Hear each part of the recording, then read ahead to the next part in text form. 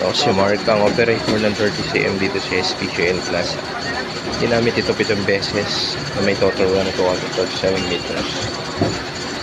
Ito ang printer head. Ito naman ang capping na may 90% good condition at ang wiper. Ito naman ang tamang pag head clean. Laging punasan ng wiper pagkatapos mag head clean. Ito yung ink tank. Kasi tamang level lang. Waste tank, kapapalit lang kahapon. Ito naman yung AVR. Ito yung consumable ko na use at unused. Ito yung film.